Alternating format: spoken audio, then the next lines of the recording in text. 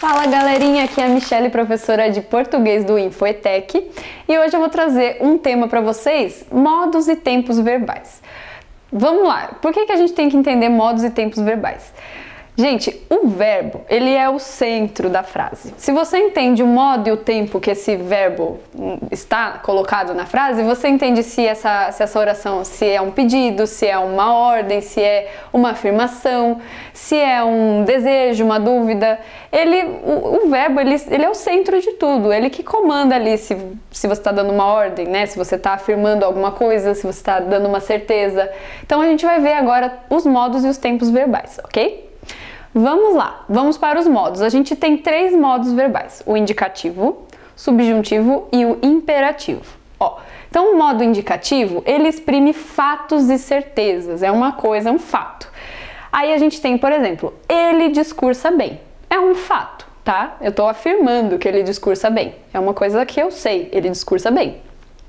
Subjuntivo, ele exprime desejos, possibilidades, dúvidas. Talvez ele discurse bem essa noite. Talvez, não é uma certeza. Eu estou pondo aqui uma dúvida, né? Uma possibilidade. Pode ser que ele discurse bem, pode ser que ele não discurse bem. Tá? Então é isso. O subjuntivo ele vai exprimir as possibilidades, desejos, coisas não concretas. E o imperativo ele exprime ordens e pedidos, né? Então é aquilo. Faça, né? O imperativo. Aquele negócio que você exprime uma ordem ou pedido. Então, por exemplo, discurse como ele. Estou mandando você discursar como ele. É uma ordem ou um pedido, no mínimo, né? Então, discurse como ele. A gente tem esses 3 modos, então. O da certeza, o do fato, o da dúvida, do desejo e o da ordem, ok? Indicativo, subjuntivo e imperativo. Vamos ver os tempos agora. Bom, gente, vamos falar agora sobre cada tempo, sobre os tempos de cada modo, né? Então, no indicativo a gente tem o presente. Eu acordo às 7 horas da manhã. A gente fala geralmente no presente sobre hábitos, rotinas, coisas que a gente faz diariamente, verdades universais. Por exemplo, a Terra gira em torno do Sol. Eu como pão integral todo dia, é um hábito. Então, presente, né? Eu acordo às 7 da manhã. Estamos aqui com o tempo presente do modo indicativo. Pretérito perfeito são ações que já aconteceram e foram concluídas, né? Então, eu comprei uma bota no Mercado Livre. Então, eu comprei, é uma coisa que eu fiz, realizei e está feito. Eu comprei uma bota, tá? Aí a gente tem pretérito imperfeito. São ações que aconteciam, né, em uma determinada época e foram interrompidas, ou enfim, a gente fala, por exemplo, ela fazia tricô. É uma coisa que ela fazia, um costume, um hábito que ela tinha e por algum motivo isso foi interrompido, né? Ela cresceu, era um hábito antigo dela. Ela fazia tricô, tá? Aí a gente tem o pretérito mais que perfeito. Aí vocês falam, por que tem mais que perfeito se já tem o perfeito? Gente, o pretérito mais que perfeito, ele não é tão complicado quanto parece.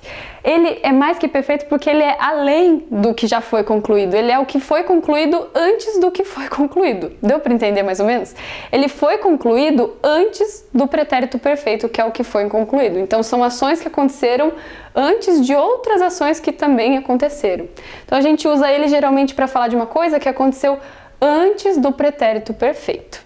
Então, por exemplo, ele fizera o almoço. Ele fizera o almoço. Gente, mas quem que fala assim, né? A gente hoje em dia. Então, para simplificar, ele fizera o almoço é correspondente ao que a gente tem o hábito de falar, que é ele tinha feito o almoço. Aqui eu usei uma locução verbal, tinha feito, que tem o mesmo sentido de ele fizera o almoço.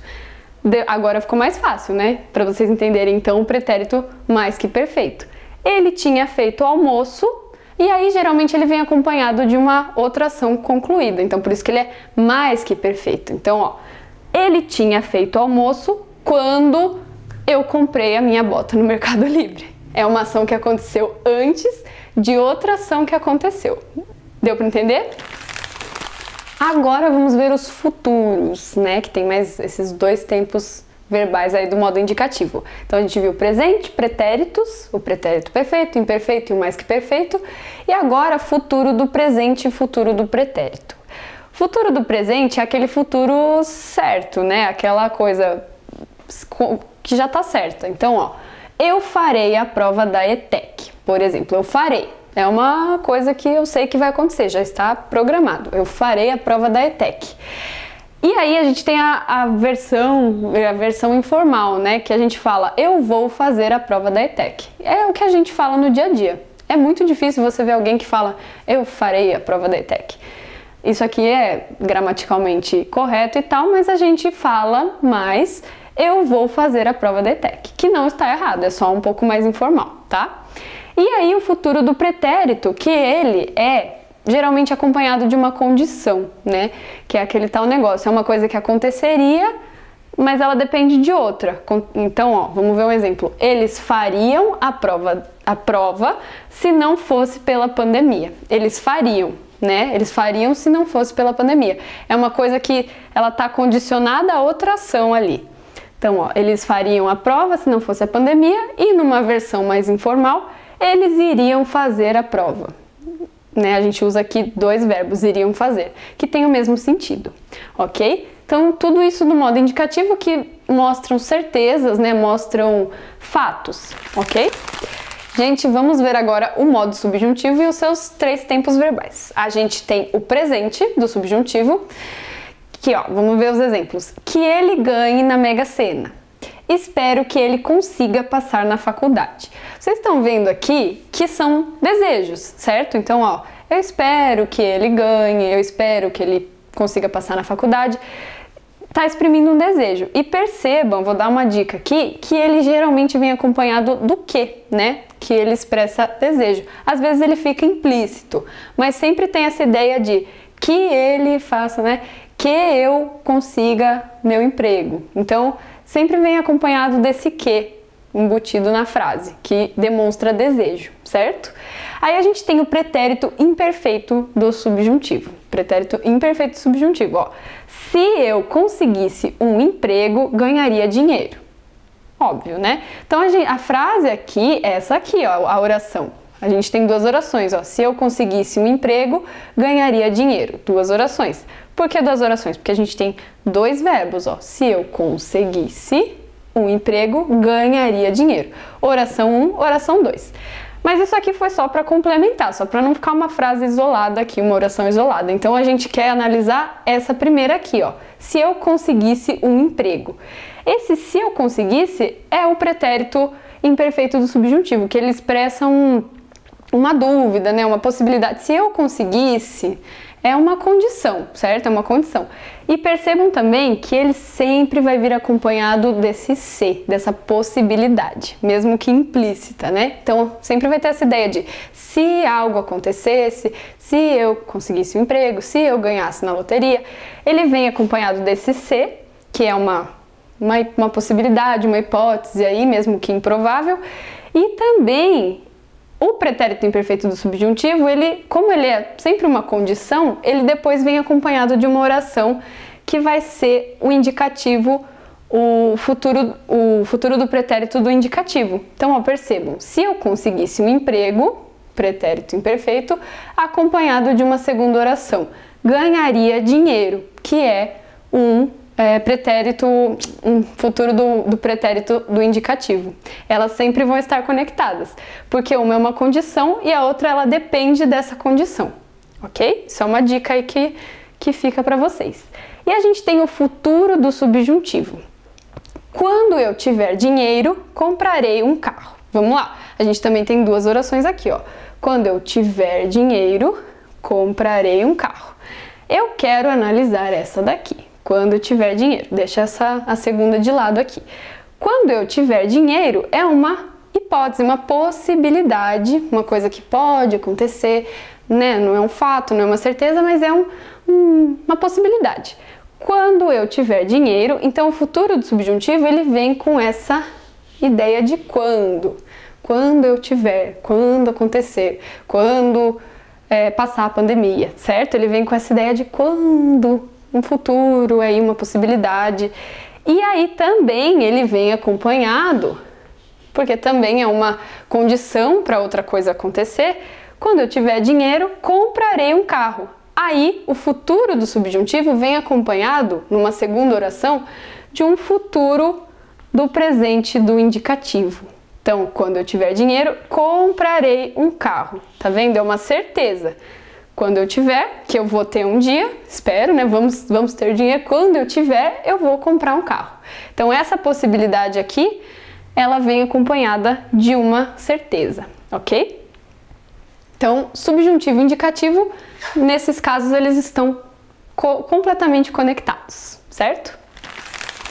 Agora vamos ver o imperativo, o último modo verbal, e ele não tem tempos, mas ele tem duas formas. Ele tem a forma afirmativa e a forma negativa. O imperativo, né, como vocês viram, ele é aquele que dá ordens e faz pedidos. Então, por isso que tem a forma afirmativa e a negativa. Então, ó, vamos lá. Imperativo afirmativo. Consiga aquela receita, por favor. Um pedido, né, educado assim. Consiga aquela receita, por favor. E na forma negativa, não seja corrupto. Você usa um não seja corrupto, bem enfático, né? Então, faça isso, não faça aquilo. Esse é o imperativo. E ele só tem a forma afirmativa e negativa, ok? Bom, vamos ver aqui esse exercício da prova de 2019. A gente tem uma tirinha, né? Uma charge aqui. Democracinhas. Ó, temos uma pessoa, um morador de rua aqui, né? E um político. Vamos dar uma olhada nas falas, ó. Candidato, me ajuda a comer, candidato. E o candidato fala, mas é claro que eu te ajudo. Tem aí um sanduíche pra gente dividir? Então vocês veem a ironia aqui, né? Então vamos lá, questão 37, ó. O verbo ajudar, utilizado nas falas das personagens, está conjugado em modo e tempo verbais diferentes. Identifique a alternativa em que o modo e o tempo desse verbo estão analisados correta e respectivamente. Então vamos lá, primeira fala, que é a do morador de rua aqui, a gente tem ajuda a comer, me ajuda a comer, né? Ele tá fazendo um pedido aqui. Então, ó, na primeira fala, então, o ajuda, o que ele é? De acordo com o que a gente viu aqui, ele é alternativa A, presente do indicativo. Alternativa B, presente do subjuntivo. Alternativa C, pretérito do subjuntivo. Alternativa D, imperativo afirmativo. Ou alternativa E, imperativo afirmativo também. Vamos lá. Então a gente tem as opções, ó. Ele tá falando, me ajuda a comer. A gente viu que esse me ajuda é uma ênfase, né? É um pedido, não chega a ser uma ordem, mas é um pedido. Então ele é imperativo, tá? Então a gente pode eliminar a alternativa A, a alternativa B e a alternativa C. A gente já tem aqui a D e a E. Então imperativo afirmativo, me ajuda a comer, e na segunda fala, mas é claro que te ajudo, é claro que eu te ajudo. Vamos ver, se ajudo, ele é um presente do indicativo ou um futuro do indicativo? Ó, mas é claro que te ajudo. Ele está, é indicativo, né? O modo é um fato, é uma certeza colocada ali. E agora, ele é um futuro ou é um presente? Ó, é claro que te ajudo. Você vê que não é te ajudarei, não é um futuro. Então, a gente vê que ele é um presente do indicativo. Logo, a alternativa correta é a D.